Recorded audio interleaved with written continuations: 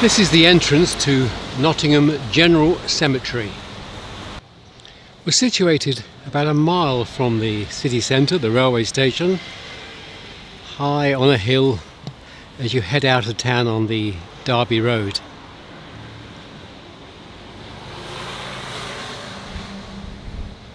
A number of these memorials are using this very smooth stone, almost like a slate, and it makes the inscriptions very clear to read. This is John Gibney. He died in 1845, aged 10 years. And then his father, who died aged 50 in 1849. And Jane, his wife, who died in 1852. And underneath there we've got a couple more of the Gibneys. This is in remembrance of Jane Ward, the wife of Samuel Ward, 1851, aged 35. And then Samuel, who died in 1883. At the bottom, the Reverend Samuel Ward, possibly a son of the two shown above. There are quite a number of these smooth stones in this part of the graveyard, which makes reading them a lot easier. Joseph, the husband of Elizabeth Keatley, 1910, age 71. Then Elizabeth, 1917. And Fanny, their daughter, who died in 1945.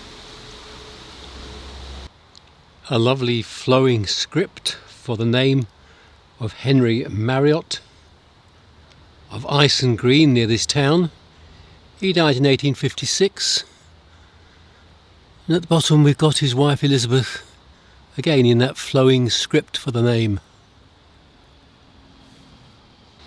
This one is against the outer wall, and although originally a very elaborate memorial, it's been done in a rather soft stone, and a lot of the inscription is now lost. In the centre we can read Mary, the beloved wife of John Dobson, 1855, and then John is shown beneath that. Although these stones are easy to read, they're not giving us much information about the people on there. We've got John Annabel, a memory of his parents Richard and Sarah Annabel. And if we go down the stone we find Richard Annabel, second son of the above, who departed this life 1865, aged 32, whilst on his passage out to Bombay, and was buried in the Red Sea. And then likewise two other of their children who died in infancy, and it gives the two names. So we have a little bit more information about the people on this stone. Always adds a little bit of colour to the memorial. This one is actually built into the wall. The brickwork above goes around the memorial. It's William Henry Watts, 1858, age 36. I guess the first one above in the crack there mentions his wife, because below that we have William Henry Watts himself. There's a first time for the Christian name of this gentleman, Anne, the beloved wife of Nettleship Harrison, 1865, and then further down, Nettleship himself. Very unusual name and not one I've seen before.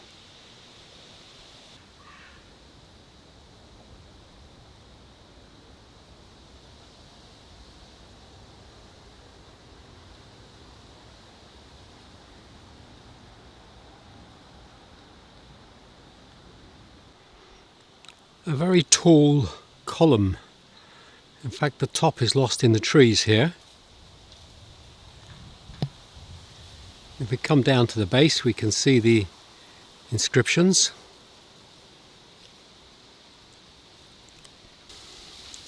This panel commemorates Lawrence Bright, who died in 1908. Here we have Joseph Bright, 1879.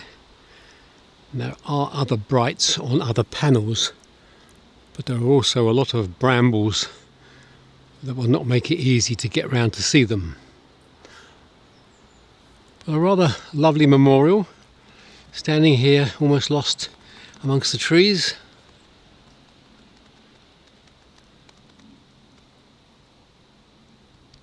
We have a cross standing higher than most of the memorials around it, and the inscription tells us a little bit. Charles John Perry, B.A., Minister of the Hope Street Church in Liverpool, who died at his parents' house at Nottingham, 1883, aged 31 years.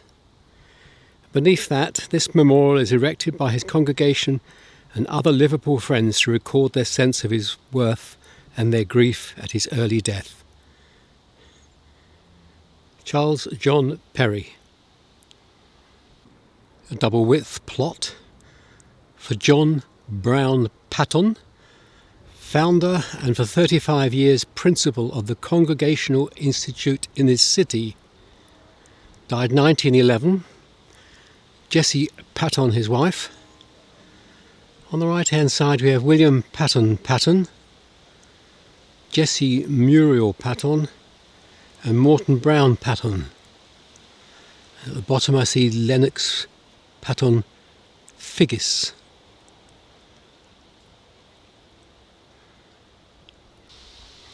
We have an angel reaching up and hanging a wreath on a cross, and her right leg is forward as it rests on a step with her foot showing at the bottom. And at the bottom we have the memorial to Eliza Ann, the wife of James Lane, 1900, aged 44 years. And then James Lane in 1925.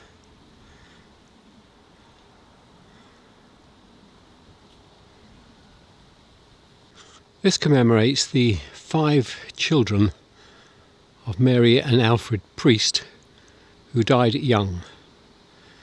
Clarence J. Priest, 25 years, Hilda, 18 years, Stanley, 4 years, Olive, 3 years, and Phyllis, aged 1 year. This one's leaning at a crazy angle, both forward and to the one side.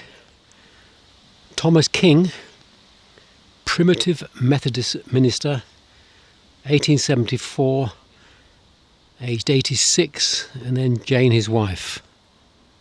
Thomas King. Most interesting plaque on the wall here, to Benjamin Mayo, commonly known by the name of the Old General. He died in the Nottingham Union Workhouse, 1843. A few inhabitants of this town associated his peculiarities and eccentricities with reminiscences of their early boyhood and have erected this tablet to his memory. The Old General Benjamin Mayo. Next to it on this wall is Philip Myers, founder and late proprietor of the bathing establishment. It looks like Pelham Street, Nottingham, 1838, aged 36 years. This is a new memorial for an old grave. Thomas Barber, an artist, 1843. Now clearly somebody knows something about Thomas Barber and his art and have recently replaced his memorial. This is an excellent graveyard. Not only are there a lot of good-sized memorials, but a large proportion of them are on stone that makes the inscription very easy to read. You could spend a long time in here browsing amongst these memorials. Let me just pick these 4 stones at random give you an idea. This is John Lee, 1853. Josiah Mills, 1864.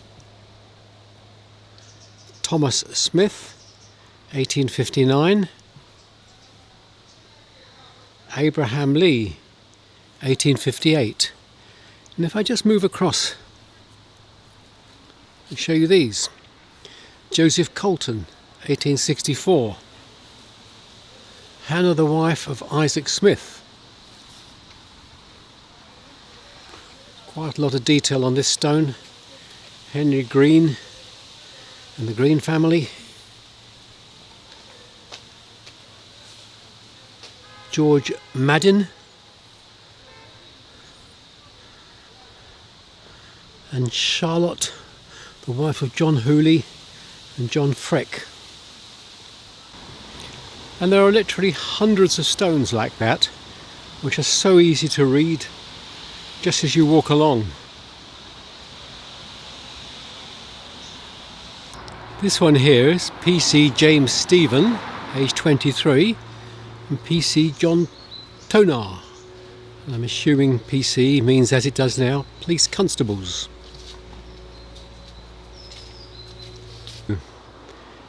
At the bottom of the graveyard is the war memorial, and it's surrounded by the war graves, the white stones.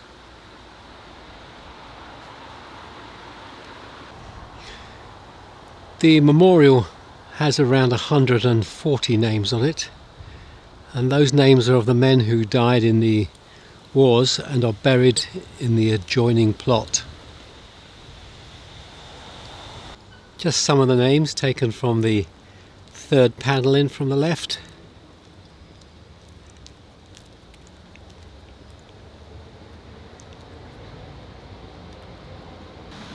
And this is the 9th panel, chosen not for any particular reason, just to show you the names as I pan down.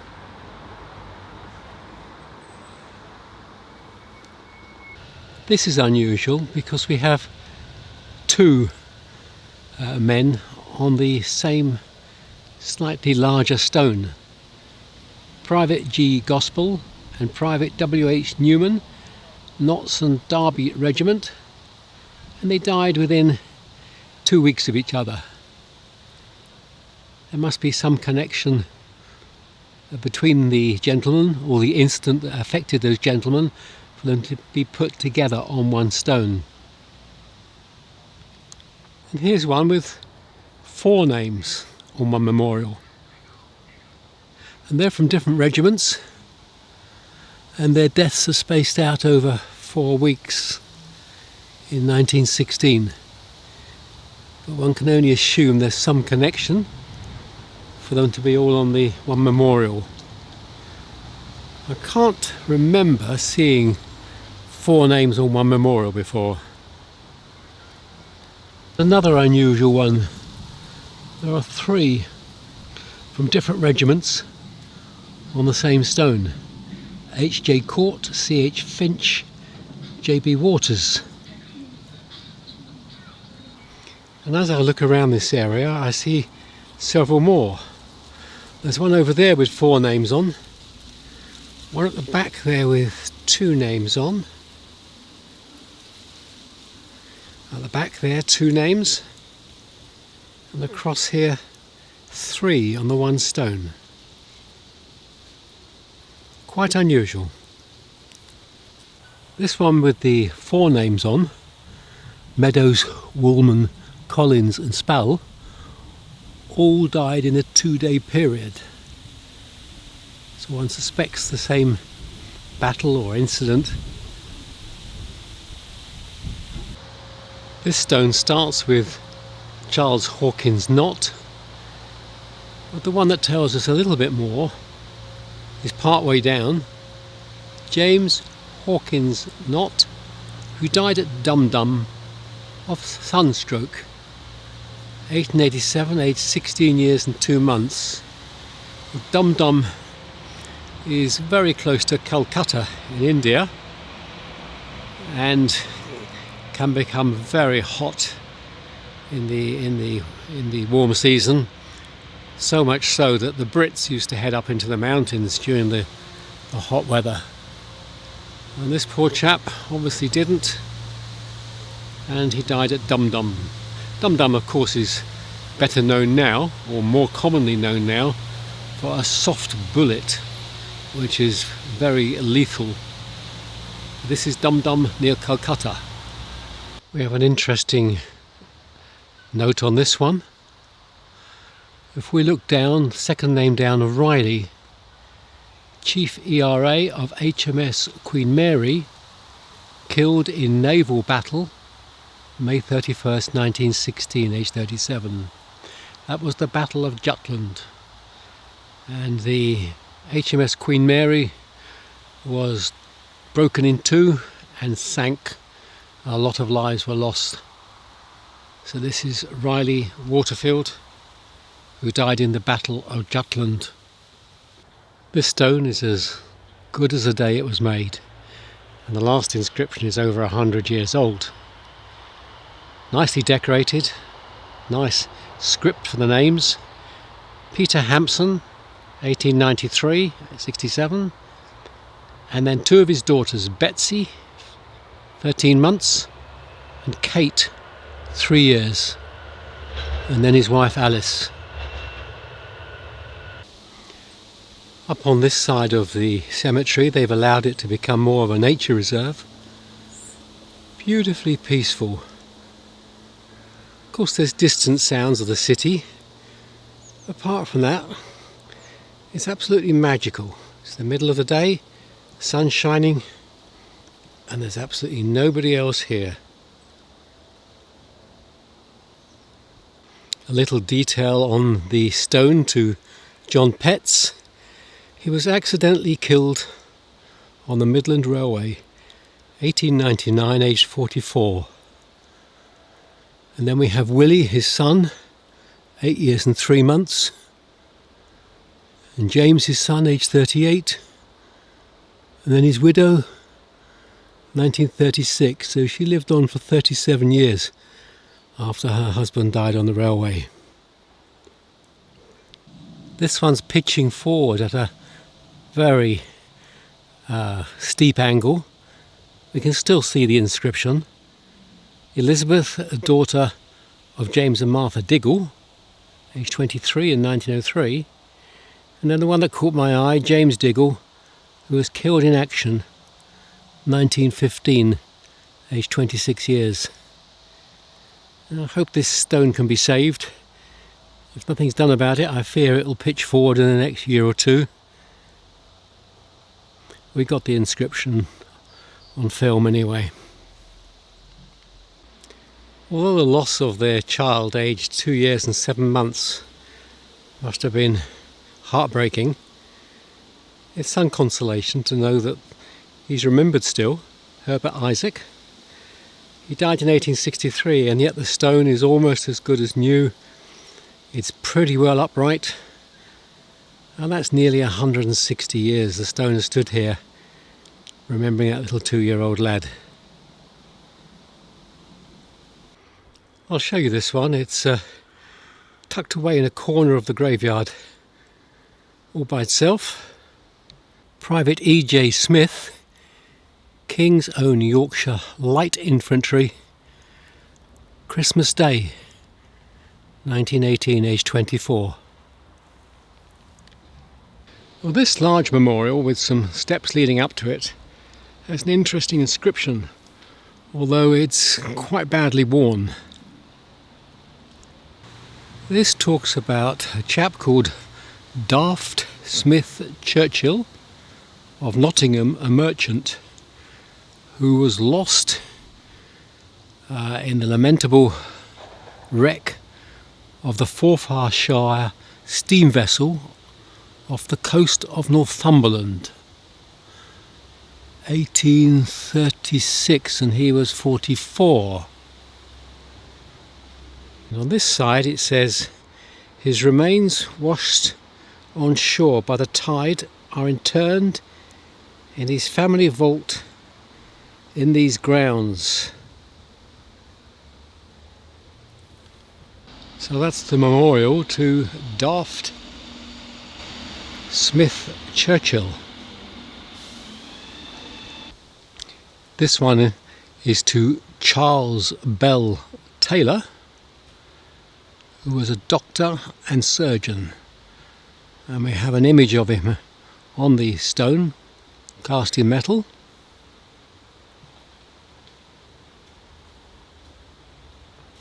This one next to the path, and I just love the inscription on the base. Owen Peace Warner, 1908, a straightforward, determined man. What more could one want? Large cross here, and the inscription on the base. Lieutenant Richard Goodwin Pyatt, Adjutant 1/7th Robin Hood Battalion, Sherwood Foresters, 29, killed in action 1915 when leading his men in the attack on the Hohenzollern redoubt, buried in Vermel Cemetery. Well, I can't speak highly enough of this graveyard. It is made by the fact that the inscriptions are just so readable.